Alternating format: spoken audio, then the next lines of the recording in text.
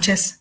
La Biblioteca Departamental es un área de la Gobernación de Santa Cruz, la cual alberga documentos históricos del proceso de desarrollo del departamento, los cuales corresponden al periodo de 1960 en adelante. Como el objetivo de acercar a nuestro público a los libros, la lectura, a nuestros escritores, gestores culturales y a nuestra historia, es que venimos realizando diferentes actividades de manera presencial y también virtual.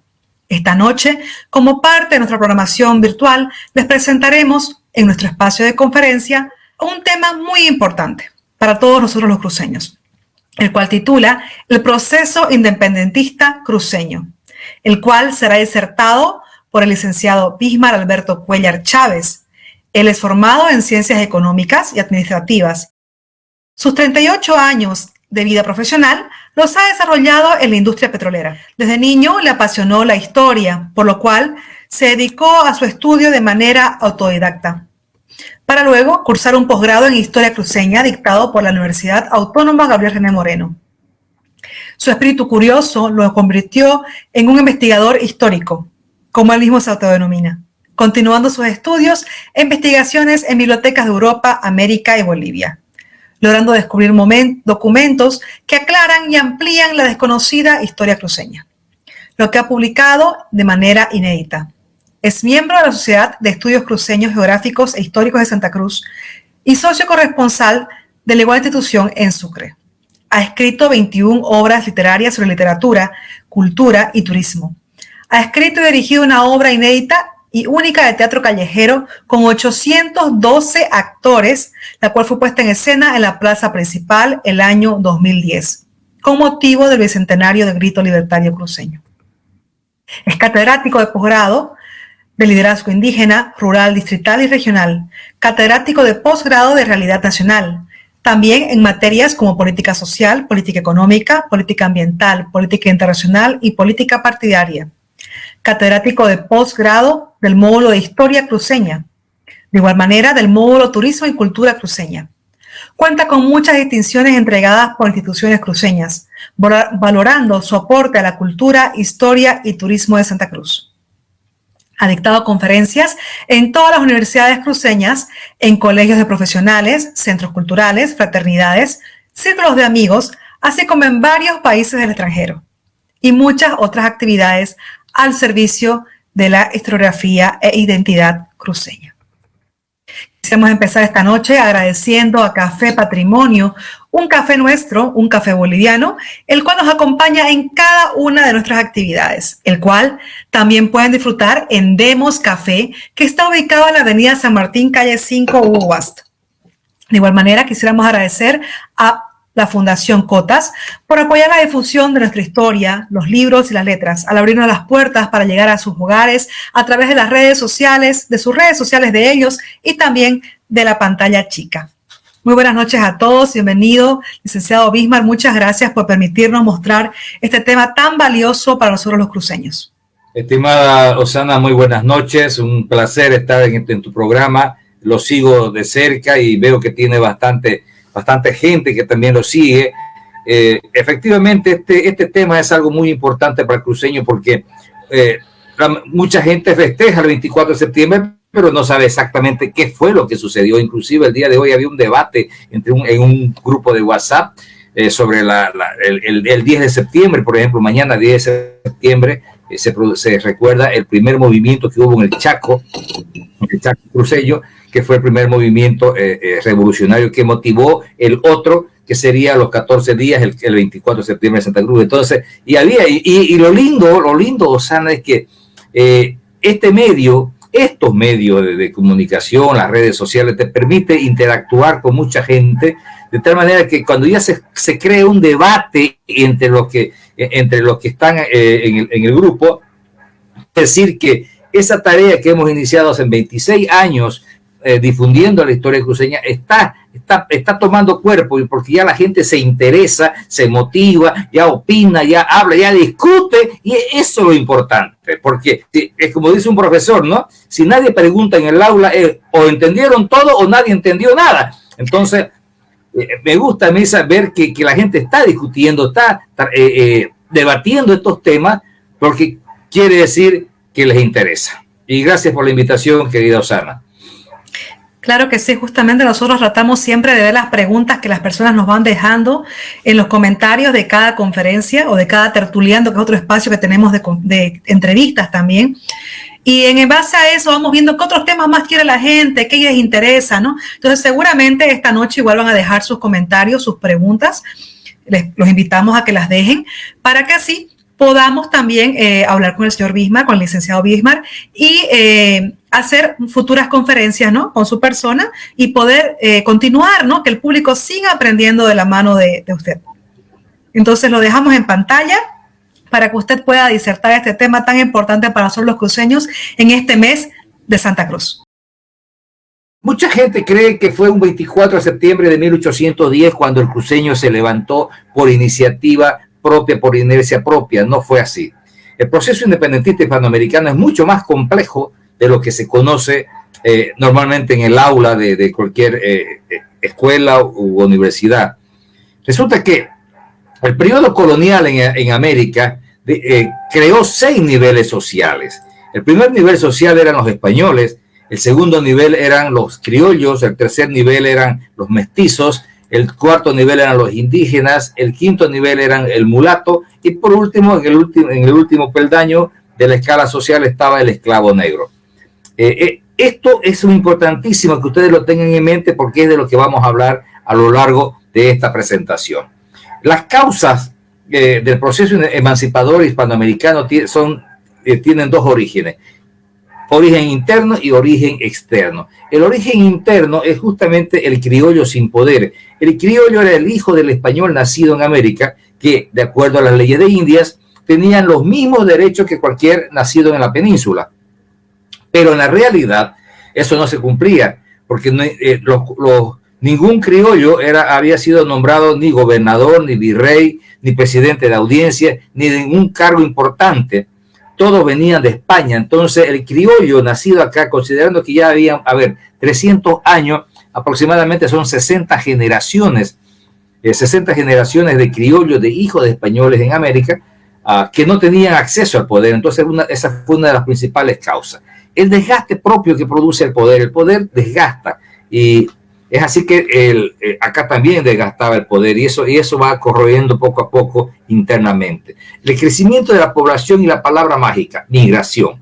El migrante, el hombre que viene de afuera, por lo general viene con otras ideas, porque no es lo mismo que vos te críes en esta ciudad con un pensamiento y de pronto llega alguien de afuera que viene de otra crianza, de otra experiencia, de otra ciudad, de otras leyes y comienza a promover cambios en lo que es la población. Otro de los aspectos importantísimos que siempre se lo ha comentado en el proceso de la conquista española en América es el maltrato a los indígenas. Luego, las ideas que se generaban en las universidades. Las universidades, ustedes saben que son el lugar donde se cultiva el pensamiento del futuro. Entonces, las nuevas generaciones, esos jóvenes que entran con 17, 18 años, con la sangre hirviendo, lleno de optimismo, lleno de idolatrías, llena de idealismo, mejor dicho, eso es lo que provoca los cambios en la sociedad. Y por último, el pago de tributo a una corona que nadie conocía al rey, ni el rey no conocía a nosotros. Entonces, todas esas son las causas internas que fueron poco a poco carcomiendo el poder español por dentro. En las causas externas tenemos las luchas europeas por poder y territorio. Ustedes saben que desde que llegó Cristóbal Colón a América, y ojo, no digo descubrió porque ya había sido descubierto, sino cuando llegó Cristóbal Colón a América, se esparció el comentario en Europa de tal manera que todas las grandes potencias de ese momento, Portugal, Francia, Inglaterra, más España, decidieron venirse a América y repartirse este nuevo territorio. Entonces, pero eso provocó fricciones entre las naciones. Primero, por ejemplo, en el caso de Canadá, donde se asentaron colonos franceses y colonos ingleses, convivían pacíficamente hasta que se encuentra una gran riqueza de madera y comienza la disputa y la pelea entre los colonos ingleses contra los franceses. Y obviamente los ejércitos de cada uno de ellos salen a proteger a sus colonos y se desata una pequeña guerra mundial en el año 1756, donde se enfrentan Francia contra Inglaterra, pero Inglaterra tenía sus aliados que lo apoyaron en esta guerra, que era Prusia, Hannover y Portugal, y a su vez Francia tenía sus aliados también, que era España, Sajona, Austria, Rusia y Suecia, de tal manera que, como le digo, se produce una casi guerra mundial, una mini guerra mundial en lo que es el territorio canadiense actual, y con la victoria de los ingleses, donde los franceses son expulsados del territorio canadiense. No satisfecho con la derrota, Francia y sus aliados, España, Sajona, Austria, Rusia y Suecia, se asientan en lo que es México, considerando que México estaba en manos de España, y desde ahí comienzan a azuzar a las colonias inglesas de Norteamérica, o lo que es Estados Unidos actualmente, para que se independicen de la corona inglesa. Se usó como pretexto el incremento de unos impuestos, de tal manera que hace que los colonos ingleses se levanten, y apoyado por el ejército español y francés, se produce lo que todo el mundo conoce como la Guerra de los Estados Unidos, que termina con la independencia y la creación de los Estados Unidos de Norteamérica en el año 1783. Ok, aquí había caído Inglaterra. Entonces España y Francia, al sentirse fuerte, al haber derrotado a Inglaterra en lo que es Estados Unidos, deciden atacar a Inglaterra allá en el viejo continente. Y ustedes saben que Inglaterra es una isla, de tal manera que tiene que atravesar todo el mar para llegar hasta Inglaterra, y se produce la famosa guerra de Trafalgar, la mayor guerra naval de la época entre Gran Bretaña contra Carlos IV, rey de España, y Napoleón Bonaparte, rey de Francia. Le correspondió la victoria a los ingleses, de tal manera que España y Francia quedan bastante debilitados en lo político, económico y en lo militar. Entonces, Inglaterra, al ver que estas naciones estaban débiles, decide cortar el cordón umbilical que alimentaba de riquezas a España, en este caso era América, y inicia varios procesos en realidad. Lo primero que hace es, militarmente, ataca a todos los fortines militares de España en América, y es así que ataca, comenzando por el Río de la Plata, atacan Venezuela, atacan Chile, de tal manera que la intención era debilitar a toda la resistencia española en todo lo que es el continente sudamericano. En el Río de la Plata, en ese momento, estaba de virrey el señor Rafael de Sobremonte, quien al iniciarse la invasión de los ingleses huye de Buenos Aires. Ese es el momento cuando Santiago de Liniers, un militar, enfrenta a los ingleses, los derrota a los ingleses en Buenos Aires, los expulsa, y él asume y toma el control del virreinato y se convierte en el primer criollo en toda la historia en ser virrey de un virreinato. Así que el primer objetivo, que los criollos tomen el poder, ya estaba cumplido. Debemos recordar que en este momento España había caído en manos de Napoleón Bonaparte, porque fue algo que se me pasó a explicarles. Cuando Inglaterra lo derrota a España y a Francia en la batalla de Trafalgar, deciden vengarse de Inglaterra a través de su aliado, que era Portugal. Entonces el ejército francés de Napoleón Bonaparte inicia su recorrido hasta Portugal, pero para eso tenía que atravesar el territorio español. Y es así que cuando estaban las Fuerzas Armadas, todo el ejército francés en territorio español, la hija del rey de España, Carlota, se casa con el príncipe heredero del imperio portugués, de tal manera que obviamente el padre de la chica, el rey de España, Carlos IV, no iba a atacarlo a su yerno. Entonces decide no atacar a Portugal, lo que molesta a Napoleón Bonaparte, y decide Napoleón quedarse en poder de España, sitúa a su ejército en España, destituye y detiene al rey Carlos IV, lo encarcela en Francia, y coloca a su hermano José Bonaparte como rey de España. Entonces, España tuvo que luchar 5 años para poderse liberar del dominio francés. Eso comenzó en el 1808. De tal manera que, por eso es que si ustedes siguen cronológicamente las fechas, se van a dar cuenta que Inglaterra decidió atacar a América. ¿Por qué? Porque sabían que España no tenía condiciones de mandar un ejército para defender sus colonias, porque en ese momento estaba el poder de Francia. Entonces tenía primero que deshacerse de los franceses en el viejo continente para después recién poder venir a América a defender sus colonias. Por eso es que Inglaterra muy inteligentemente aprovecha que España estaba peleando su propia guerra por la independencia para ayudar a América a liberarse. Entonces, luego de las acciones militares, lo que hace es dotar a Simón Bolívar de las legiones inglesas veteranas de la guerra contra Francia y contra España, y es con ese ejército que Bolívar inicia el proceso independentista hispanoamericano. Adicional a eso, Inglaterra, luego de las acciones militares, comienza una serie de acciones políticas. ¿Qué es esto? Crea lo que ustedes saben, que la masonería es de origen inglesa, de tal manera que crea la masonería en América y nombra a Francisco de Miranda, un militar venezolano, como el padre de la masonería en América.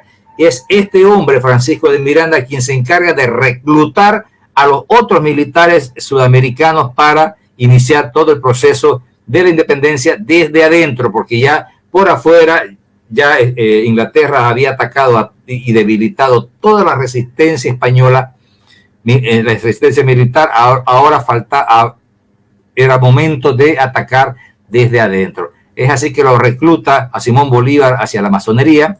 También lo recluta a José Antonio José de Sucre, a José de San Martín, a Bernardo O'Higgins y a todas aquellas personas que se consideran como padres de la patria o padres de la independencia o héroes de la independencia de América. Eran masones, absolutamente todo. La masonería también tuvo su participación. La masonería también, aparte de crear estas instituciones que serían las que comenzarían a hacer hervir la olla desde adentro, también aportaban con recursos económicos para que el movimiento independentista surte efecto y que España pierda el ingreso de recursos económicos que le mandaba América hacia el viejo continente. Se crea un brazo de la logia de la masonería en el Río de la Plata con el nombre de Lautaro. Lautaro era un indígena que luchó contra los españoles, donde en esa logia estaba José de San Martín y otros más. Acá en la Sociedad de los Independientes se crea en la ciudad de La Plata, hoy ciudad de Sucre, en la Universidad de San Francisco Javier, que es donde se genera el primer grito libertario de América. También en América se crean la logia en el Perú, en Colombia, Argentina, en Chile, en Brasil, en Uruguay. En fin, en toda América la masonería se expande y crea estos grupos para iniciar todo lo que fue el proceso independentista hispanoamericano. Posteriormente, cuando España cae en manos de Francia, como no había rey, entonces se crean lo que se llamó las juntas de gobierno, que eran clandestinas en España, y esas juntas nombran a Baltasar Hidalgo como virrey del Río de la Plata. Y este hombre que recién llegó a Buenos Aires no conocía todos los entretelones de la política que se había desarrollado antes. Entonces se dejó convencer por los cabildantes para que se autorice la elección de cabildantes. Los cabildantes, para que ustedes sepan, era la reunión de autoridades. Nosotros actualmente conocemos el cabildo, que lo hacemos en el Cristo Redentor, donde el pueblo grita autonomía. En realidad el cabildo es una figura legal colonial donde están reunidos todos, el gobernador, los alcaldes, regidores, jefe de policía, jefe del ejército, intendentes, o sea, todas las autoridades conformaban el cabildo. Entonces, eran electos una vez al año, todos.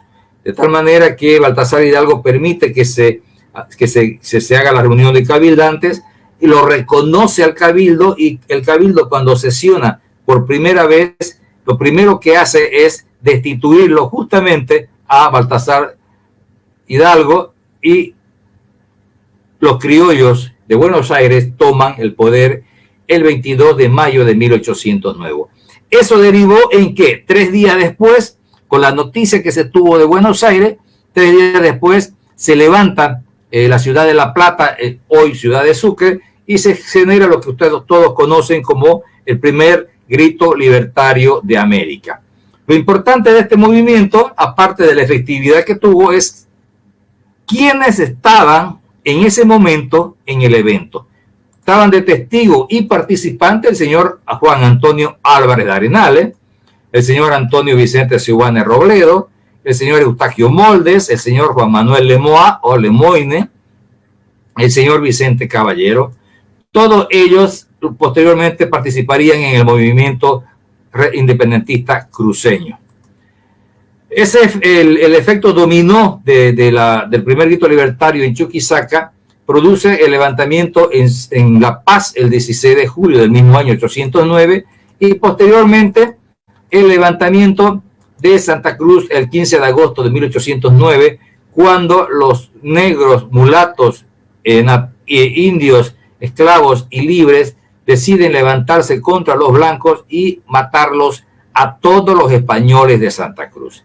El evento fue descubierto a tiempo y no se produjo la matanza de españoles y de blancos en la ciudad de Santa Cruz de la Sierra, de tal manera que este evento no causó el daño que los negros pretendían, y tampoco ellos ganaron su libertad. Pero para España, este evento del 1809 fue considerado como el primer grito libertario de Santa Cruz, el primer movimiento libertario, el primer movimiento en contra de España. Es así que en los libros de España figura el 15 de agosto de 1809 como el primer movimiento revolucionario en contra de los blancos y españoles en Santa Cruz de la Sierra. La matanza se iba a producir en la casa que está señalada en la fotografía, que se ubica donde está actualmente, creo que hay una oficina de Entel ahí, en la esquina de la plaza 24 de septiembre. Este es el Shopping Bolívar. Aquí en esta casona vieja es la actual alcaldía municipal, y aquí al frente no sé qué tienda, creo que estaba Entel, ¿no? Ahí vivía el gobernador Antonio Seoane de los Santos. Y estos son los documentos que prueban que en España se considera el movimiento del 1809 como el primer movimiento revolucionario de Santa Cruz. Porque aquí dice, por ejemplo, ¿no?, que el mal ejemplo de esta ciudad, primera en su revolución, habla de Charcas, se siguieron las de La Paz, Santa Cruz y Quito, organizadas bajo un mismo plan de gobierno. Hay otro documento más clarito, como este, por ejemplo, que es el informe del presidente e intendente de Charcas, el mariscal de campo, don Vicente Nieto, que dice que como todo lo han minado los revolucionarios, cuyo impulso no debemos dudar le movieron los alentadores a las legítimas autoridades de las ciudades de La Plata y de La Paz, ha de creer que la novedad ocurrida en la ciudad de Santa Cruz por los indios, negros, mulatos, esclavos libres contra los españoles sea un retoque, o sea, un eco de las negociaciones ocultas en aquellos infames, o una consecuencia del escandaloso ejemplo dado por las anunciadas La Plata y de La Paz. Con estos documentos se certifica de que para España el movimiento que se produce el 15 de agosto de 1809 es considerado como el primer levantamiento cruceño en contra de los españoles y de los blancos que vivían en esta zona de Sudamérica.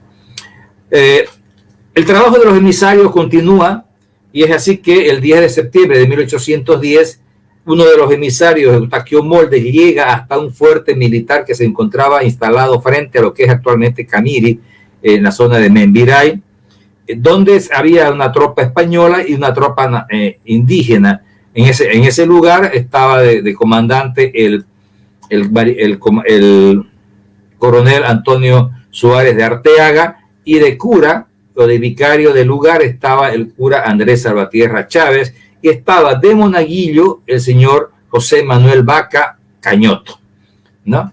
De monaguillo del cura Salvatierra. Y llega Eustaquio Molde, conversa con estos personajes y logra convencerlos para que se sumen al movimiento independentista, y es así que la tropa española que se encontraba en el fortín, en el fuerte, juntamente con los nativos, se vienen a Santa Cruz a producir el primer grito libertario cruceño. Llegan hasta la ciudad, en que estaba en ese momento gobernada por el señor Pedro José Toledo Pimentel, que era un salteño. No se olviden ustedes que el virreinato del Río de la Plata, Santa Cruz pertenecía al virreinato del Río de la Plata, por eso que las autoridades venían del virreinato del Río de la Plata, venían de Buenos Aires, venían de lo que hoy se conoce como Argentina. Estaba de alcalde don Francisco Javier de Cuellar, un antepasado mío. El regidor estaba don José Joaquín Aponte, Francisco Saucedo y don José Vicente Arias. Y obviamente estaban los emisarios, Juan Manuel Lemoine o Lemoine, estaba Eustaquio Molde, estaba don Melchor Guzmán Quitón, ¿ya? Y inicia el movimiento don José Andrés de Salvatierra Chávez, el coronel Antonio Suárez de Arteaga y el doctor Antonio Vicente Sehuanes Robledo. Todos estos personajes son los que dan el primer grito libertario de Santa Cruz, y se produce el 24 de septiembre la proclamación de la Junta Revolucionaria del Río de la Plata. Este es el documento de puño y letra de don Antonio Vicente Sehuanes, que por primera vez los ojos cruceños lo van a ver.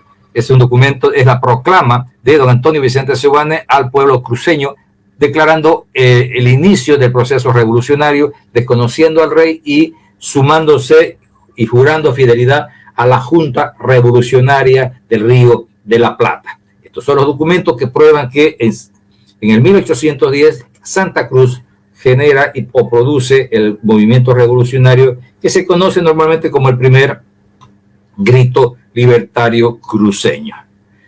Posteriormente llegarían ya serían las armas las que tendrían que hablar, ya no la política, y es así como se conforma un ejército en Buenos Aires y viene avanzando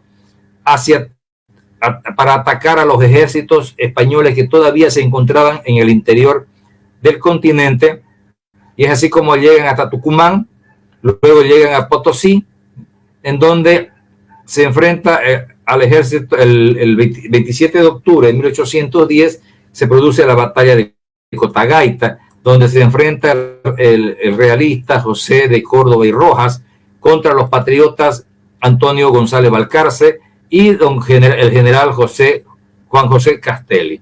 Luego de la batalla, la victoria correspondió a los patriotas, derrotando al ejército español.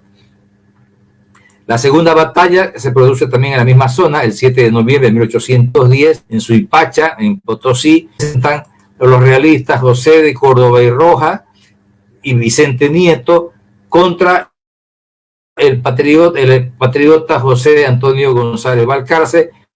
La victoria correspondió al ejército patriota, derrota al ejército español en Potosí. El gran error que comete el estratega del Río de la Plata es irse hasta La Paz a luchar con otro ejército español que se encontraba en la zona, esperándolo descansado y tranquilo, y se produce la batalla de Huaqui, donde se enfrenta el realista José Goyeneche, el glorioso Antonio González Balcarce. El que pierde la batalla es la historia, con lo que se desmantela lo que fue el primer ejército del norte o ejército unido del Río de la Plata. Las consecuencias fueron que Cochabamba, que estaba en manos de los patriotas, vuelve a caer en manos de los realistas, y Santa Cruz, que también se encontraba en manos de los patriotas luego del 24 de septiembre de 1810, cae nuevamente en manos también de los realistas, que al mando del coronel José Miguel Becerra. Luego se conforma un segundo ejército del Río de la Plata, y en el 1812 se produce la batalla de Tucumán, donde se enfrenta el realista Pío Tristán contra los patriotas José Manuel Belgrano, Juan Antonio Álvarez de Arenales, el coronel José Manuel Vaca, el Colorado, este hombre era de Santa Cruz por si acaso, y el coronel Ignacio Warner. Todos ellos se enfrentan a Pío Tristán y lo derrotan en Tucumán el 24 de septiembre de 1812. Posteriormente se vuelven a enfrentar estos mismos señores el 20 de febrero de 1813 en la batalla de Salta. Nuevamente los patriotas derrotan al ejército español. Siguen avanzando y en vista que tenían al frente al ejército de Goyeneche, que era mucho más preparado que los anteriores, es que el general Belgrano decide enviar emisarios a Cochabamba y a Santa Cruz para que traigan más soldados. Es así que Juan Antonio Álvarez de Arenales fue destinado a Cochabamba y Ignacio Warnes, el Colorado Mercado y Saturnino Salazar son enviados a Santa Cruz para que traigan más combatientes. Cuando se logra reunir un ejército suficiente para ayudar a Manuel Belgrano en el enfrentamiento contra Goyeneche, llega la noche de que ya Belgrano había caído, había sido derrotado por Goyeneche, de tal manera que no tenía sentido mandar un ejército porque ya no había resistencia de los patriotas en la zona de Potosí y Goyeneche había triunfado. Entonces, por eso es que deciden que el ejército conformado en Cruz se quede acá en Santa Cruz y sea desde aquí, desde Santa Cruz, que se inicie la defensa del territorio. Es así que el coronel Antonio Suárez de Arteaga logra reunir un pequeño ejército y retoma el control de Santa Cruz, que había caído hacía poco en manos de Becerra, y el 24 de 1813 llegan a Santa Cruz Ignacio Warnes, el Colorado Mercado y Saturnino Salazar con 20 rioplatenses más, y con ellos se inicia el ejército cruceño. Ese ejército cruceño que conformó 3 grandes cuarteles militares, uno de los cuales estaba en el seminario, en la Casa de la Cultura, la universidad y el Club Social. Ahí estaba el cuartel del seminario, que se llamaba, porque había un colegio grande que era el Colegio Seminario. El segundo cuartel está en la Casa de Gobierno, donde es actualmente la Manzana 1, ahí se conformó, en la zona de la iglesia San Roque. Así que con este cuartel es una foto, por ejemplo, del Colegio Seminario. En ese sector era donde se preparaban las armas, se preparaban los cañones y el ejército se adiestraba al otro lado en la Casa de Gobierno, lo que es la Manzana 1 actualmente. El ejército vencedor de Goyeneche va y ataca Cochabamba, donde estaba Álvarez de Arenales, lo derrota a Álvarez de Arenales, quien huye hacia Santa Cruz y es alcanzado en la zona de San Pedrito, más o menos por aquí, por Comarapa, por el ejército español. Se produce una escaramuza entre el comandante español Juan Antonio Álvarez de Arenales con Manuel Joaquín Blanco, y obviamente que el ejército español, mucho mejor pertrechado, derrota a Arenales, quien tiene que huir por la sierra y refugiarse en la zona sur de Santa Cruz, en la zona de Cabezas, aquí de ida a Camiri, sobre la carretera Camiri. Desde ahí envía un comunicado y pide ayuda a Ignacio Warnes para y le anuncia de que venía el ejército español en camino. Entonces, lo que hace Ignacio Warnes es divide su ejército en 2 partes. Uno se va a ayudar a Arenales al sur y manda una delegación a la Angostura para que se le haga una emboscada al ejército español que venía por ahí, y es así que en la Angostura se produce la emboscada al ejército español, mientras que el otro grupo estaba armando la estrategia para enfrentarse a este ejército español en la zona de Florida. En esta zona de Florida se prepara todo, y este grupo que fue a la Angostura, entre comillas, huye para que el ejército español lo siga, y es así como lo llevan al ejército español hasta la zona de Florida, donde se enfrentan en la batalla de Florida en el río Seco. Le llaman río Seco porque efectivamente es seco, y la estrategia que había ideado Ignacio Warnes era enterrar a los soldados en la arena del río, de tal manera que cuando ingresó el ejército español al río, salieron los hombres que estaban enterrados y produjeron bastantes bajas, luego la lucha se traslada hasta la plaza, hasta la cancha del pueblo, donde se produce una pelea cuerpo a cuerpo con la victoria del ejército cruceño. Fue la primera victoria del ejército cruceño. A raíz de esta victoria, este ejército español venía con la orden de tomar Cochabamba, tomar Santa Cruz y luego tomar Buenos Aires, con lo que se iba a acabar el movimiento independentista hispanoamericano. Pero tomó Cochabamba efectivamente, pero cayó en Santa Cruz, cayó en Florida. Entonces no pudo ir a tomar Buenos Aires, lo que generó que el movimiento independentista del sur, Paraguay, Uruguay y Argentina, proclamen su independencia. Eso fortaleció la independencia y en reconocimiento a ello, el presidente de la época nombra a la principal calle de Buenos Aires, ahí cerca del Palacio de Gobierno, con el nombre de Florida en honor a estos cruceños, al ejército cruceño que combatió en ese lugar de Florida. Esta es la actual calle Florida en Buenos Aires, bastante concurrida, donde también se puede, si gustan, pueden aprender a bailar tango. Es un lugar turístico por excelencia. Esa es la calle Florida en honor a nuestros combatientes. Y mientras tanto, seguimos con la Florida de siempre. Esta es una foto actual, o sea, parece que sería una foto de 1814, cuando se llevó a cabo la batalla hace 200 años, y sigue exactamente igual. ¿Sí? Este es el pueblo de Florida actual, o sea, no ha crecido absolutamente nada, ni siquiera tiene una cuadra de la plaza, pero así es. Ese es el pueblo de Florida. Bien, luego una facción del ejército español que se encontraba en Santa Cruz huye hacia Chiquitos y se reúne con el ejército español que había en Chiquitos, y es así que Ignacio Warnes se entera de que ese ejército estaba fortalecido allá en la parte de la Chiquitania y decide ir a enfrentarlo porque no era posible dejarlo suelto a ese ejército porque era muy peligroso. Es así como Ignacio Warnes con su ejército se traslada hasta la zona de San Rafael de Velasco. A 10 kilómetros de San Rafael estaba la hacienda, y está la hacienda Santa Bárbara actualmente, y ahí se enfrenta con el ejército español y lo vuelve a derrotar, con lo que se termina por completo la resistencia española en lo que es Santa Cruz hasta ese momento.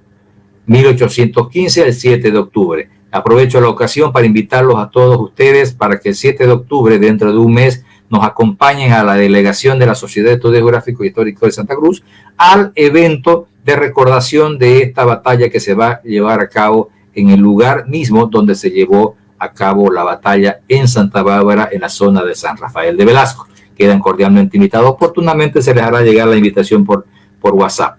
Bien, luego de esta batalla de 1815, ya España había logrado liberarse de Napoleón Bonaparte, de tal manera que envía urgente su ejército más poderoso a retomar el control de todas las colonias que había perdido en América. Es así que llega el ejército hasta Lima, toma el control de Lima, toma el control de La Paz, toma el control de Oruro, toma el control del sur de lo que es Bolivia actualmente, y se dirige hacia Santa Cruz, donde se produce la famosa batalla del Pari, aquí en la zona del Chiriguano. Como dijimos antes, teníamos los tres cuarteles principales, y en esa zona, cada por el estadio, la gobernación, el monumento al Chiriguano, el mercado de la Ramada, ahí se lleva a cabo la batalla del Pari, el 21 de noviembre de 1816, donde se enfrenta el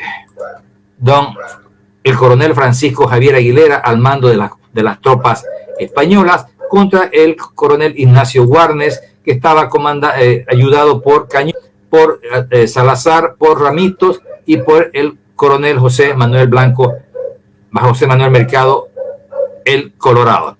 Es así que se produce la batalla en el Pari. En un momento dado, el caballo de Ignacio Warnes es alcanzado por una bala de cañón y cae, y justamente queda con la pierna debajo del caballo, lo que es aprovechado por el soldado español, que lo atraviesa con una lanza, y viene otro, le planta un disparo en la cabeza, y viene el coronel Aguilera y le corta la cabeza a la que fue colocada en la plaza principal de Santa Cruz, frente a lo que es actualmente el Club Social.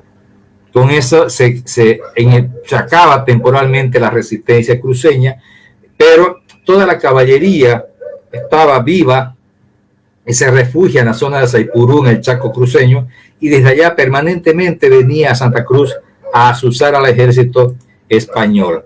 Es así que pasado el tiempo, pasaron los años, y Santa Cruz estaba en manos del comandante Aguilera. Por si acaso, Aguilera era cruceño, nacido en la zona de Naicó, al norte cruceño, al frente de lo que es actualmente el ingenio azucarero Guavirá.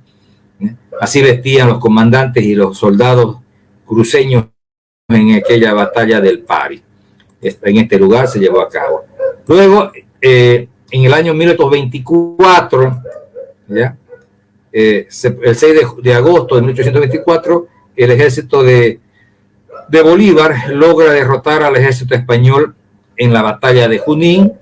Ese mismo año, en diciembre, el mariscal Sucre logra derrotar a la otra facción española en la batalla de Ayacucho, con lo que se termina la resistencia del ejército español en la zona del Perú. Y eso, al igual como la batalla de Florida liberó a los pueblos del sur, la batalla de Junín y Ayacucho permitió que los otros pueblos del centro también proclamen su independencia, como lo hizo, por ejemplo, Cochabamba el 14 de enero de 1825, luego lo hace Valle Grande el 26 de enero de 1825, y Santa Cruz es tomada militarmente el 14 de febrero de 1825 por el Colorado Mercado y su ejército, y el 15 de febrero, en la esquina de la plaza principal, en la planta baja de lo que es la brigada parlamentaria, en esa esquina está ubicado actualmente el Museo de la Independencia. Ahí se el acta de la independencia de Santa Cruz el 15 de febrero de 1825. Con eso, Santa Cruz se declaraba independiente luego de haber luchado sola durante 15 años con el ejército español. Fue elegido presidente, el gobernador presidente, el coronel José Manuel Mercado del Colorado, como comandante militar el capitán José Menacho, y como presidente del Cabildo Municipal don José Ignacio Méndez. Lo primero que se hizo fue dar cristiana sepultura a la cabeza de Ignacio Warnes, ¿ya? Y luego había que luchar contra otra amenaza que se cernía sobre el pueblo, que era la intención que tenía el Alto Perú de adueñarse de Santa Cruz.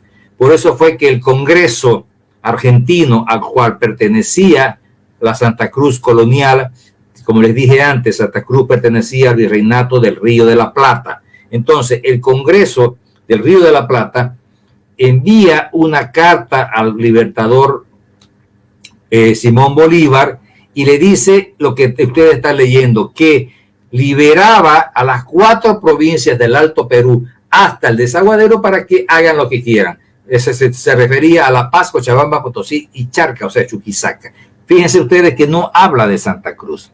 En ningún momento el gobierno argentino, bueno, de Río de la Plata, mejor dicho, porque todavía no existía Argentina, ¿ya? En ningún momento entrega los territorios cruceños al Alto Perú. ¿Por qué? Porque ya Santa Cruz era independiente, ya estaba independiente. Entonces, pero es así como el mariscal Sucre lanza su famoso decreto el 9 de febrero de 1825, donde convoca a todas las provincias liberadas a una asamblea para que decidan su futuro. Como Santa Cruz tenía o sea, ellos querían que vaya a Santa Cruz, Santa Cruz se opuso, pero nos mandan un ejército, el ejército colombiano del mariscal Sucre, toma militarmente Santa Cruz y nos meten a lo que es actualmente Bolivia. Destituyen a las autoridades legalmente electas luego de la independencia y posesionan a un dictador colombiano con el irrisorio cargo de presidente de los territorios libres de Santa Cruz. Era para hacerse la burla. Todo eso fue maquinado por Casimiro Lañeta, por Serrano Calvo, por Andrés de Santa Cruz, que eran los cerebros de esta Bolivia que pretendían crear. Pero ¿por qué? Y eso es bueno que se diga. Ustedes saben que Chuquisaca era la ciudad más importante que había en el Cono Sur. Ahí estaba la Real Audiencia de Charca, estaba la mejor universidad, estaba el sistema administrativo que manejaba el control de todas las minas de oro y de plata que había. Entonces, Charcas, o Sucre, la ciudad de Sucre, era lo más importante que había.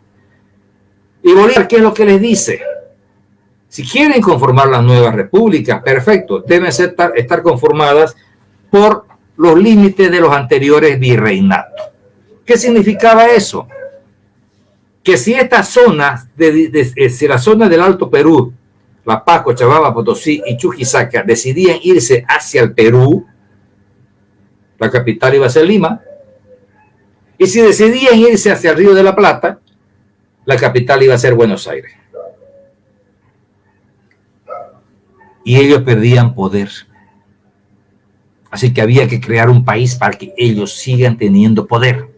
Porque este tema es poder. No crean que es patriotismo. Esto fue por poder. Sigamos. Entonces, cuando Simón Bolívar se entera de lo que había hecho Sucre, ya le manda una carta y dice: señor, usted no puede hacer lo que está haciendo. Bueno, podés ir a hacer política con el ejército del Alto Perú sin consultarnos siquiera. O sea, ¿qué es lo que estás haciendo?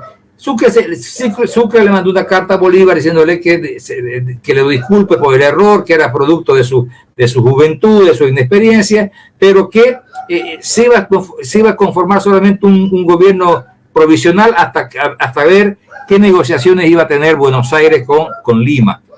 Y así quedó. Es así que el 10 de julio de 1825 se inicia la Asamblea Deliberante, donde asistieron los representantes nacionales, entre comillas, que eran 12 por La Paz, 13 por Cochabamba, 13 por Potosí, 8 por Charcas, en total 46 representantes que habían del Alto Perú, y solamente habían 2 de Santa Cruz. 2. Resulta que cuando se inician las sesiones el 10 de julio, no había ningún cruceño en la asamblea. Esta asamblea delibera hasta el 3 de agosto, casi un mes, sin presencia de los delegados cruceños. El 3 de agosto, después de casi un mes de deliberar y decidir qué iban a hacer con estos territorios, es que decidieron crear un país. ¿Y qué dice el acta del 3 de agosto de 1825? Dice lo siguiente: se procedió a discutir sobre si la asamblea podía pronunciarse su declaración en orden de la suerte destino de estas provincias, o esperaría, y esto es importantísimo, o esperaría el arribo de alguno de los diputados del departamento de Santa Cruz. Ya estaba todo hecho y no existía ningún cruceño. Por lo que hubo un ligero debate y, declarado el punto bien discutido, se pasó a votación, de que resultó que se hiciese la declaración el día 6 de los corrientes, o sea, 6 de agosto, dejando lugar a los señores diputados de Santa Cruz para que expresen su opinión, con lo que concluyó la sesión. 3 de agosto. El 3 de agosto ya estaba todo consumado, ya estaba todo hecho, y no habían llegado los cruceños. Bolivia nació sin Santa Cruz. Eso lo demuestran estos documentos. Sigamos. El primer representante, don Antonio Vicente Seoane Robledo, llegó el 6 de agosto a las 5 de la tarde. Es bueno que se sepa que este señor tenía las credenciales truchas, falsas. Cuando el señor presentó las declaraciones, sus credenciales a la asamblea se las rechazó porque eran falsas. ¿Y saben por qué? Porque si nos vamos a ir al decreto original de Antonio José de Sucre, decía que se debía conformar una junta electoral, se debían registrar los candidatos, se deberían registrar los votos, tal como es una elección actual, con acta confirmada por todo mundo, con delegados de mesa, delegados, pero no había nada. Claro, si este tipo que estaba dentro de la logia de la masonería en Charcas, porque no se olviden que estaba para el primer rito libertario, el tipo era abogado de la egresado de la Universidad de San Francisco Javier, era parte de la masonería, simplemente llegó y firmó. El 9 de agosto, llegó el segundo delegado, Vicente Caballero, con las mismas falsas credenciales. Se produjeron sesiones secretas para validar a estos dos señores, para que estos dos señores validen la presencia cruceña en la creación de Bolivia. Todo eso derivó posteriormente en que ese 1.703.000 kilómetros cuadrados que tenía la gran provincia de Santa Cruz de la Sierra pasen a poder de lo que es Bolivia. Bolivia, obviamente, que lo primero que hizo fue deshacer el territorio cruceño, creando en 1826 la provincia Iturralde en La Paz, la provincia Francisco Tamayo en La Paz, la creación del Beni, los perdidos en la guerra del Acre, perdidos en el Purús, perdidos con el tratado con Brasil. Todas las guerras las perdió Bolivia y perdió el territorio de cruceño. En total fueron 1.332.000 kilómetros cuadrados que Bolivia tomó en desmedro del territorio cruceño, dejándonos los 370.000 actuales. Esa es la historia, señores. Esa es la historia. Hubieron muchas protestas, muchos reclamos. Ante los reclamos que hubieron, el mismo mariscal Antonio José de Sucre envía al ejército colombiano, toma preso a los patriotas vallegrandinos que protestaban en contra de la anexión de los territorios a Bolivia, y los trae aquí a Santa Cruz y los fusila en la plaza principal para que nadie más se oponga a lo que estaba haciendo el ejército colombiano, o en este caso Antonio José de Sucre. Obviamente secundado por lo que ya dijimos anteriormente. El asistente del Coronado Mercado, José María Ramos, protestó también en su momento y fue asesinado por el ejército boliviano al mando del futuro presidente, general Pedro Blanco. Posteriormente, el 25 de octubre de 1828, el brigadier Francisco Javier Aguilera, ese que venció a Ignacio Warner en la batalla del Pari, también se rebela en contra de la maquinación que se estaba haciendo, exige el respeto al territorio cruceño. Bolívar le ofrece inclusive ser gobernador de Santa Cruz a cambio de su apoyo, lo que Aguilera le dijo: no señor, no lo apoyo. Fue fusilado en la plaza de Vallegrande el 23 de noviembre de 1828 por el coronel Anselmo Rivas, prefecto de Santa Cruz, y también fue decapitado y su cabeza colgada en la plaza de Vallegrande por 8 días. Luego, el primer dictador que mandó el coronel Sucre, el colombiano Francisco María del Valle, que después se quedó a vivir en Santa Cruz, se rebela también en el 31 en contra de lo que estaba sucediendo y fue fusilado en la plaza de Santa Cruz por el ejército boliviano enviado por el dos caras Andrés de Santa Cruz. Luego de eso se han producido muchos levantamientos ya pasan 200 años y espero que algún día podamos recuperar lo que es de los cruceños. Muchas gracias y quedo atento a cualquier pregunta que el público desee hacerme. Muchas gracias, señores. Muchas gracias, señor Bismar, por la conferencia. La verdad que creo que las personas que han estado participando de ella van a tener muchas preguntas, las cuales pueden dejarnos en los comentarios para posteriormente poder realizárselas en otra instancia, en otra conferencia o tertulia que tengamos posteriormente. y le vamos a estar ya contactando para poder realizarla. Quisiéramos, siempre las personas nos preguntan qué libros de historia pueden leer, a dónde se pueden dirigir, dónde los pueden comprar. Usted tiene 4 volúmenes de historia cruceña, las cuales quisiéramos que las personas conozcan y también vean dónde pueden adquirirlos. Sí, son 4 tomos. Los 4 tomitos. Son los 4 tomos de la historia de Santa Cruz. ¿Ya? Son un poquito gordos, van a disculpar, ¿no? Donde está reflejada absolutamente toda la historia del oriente boliviano.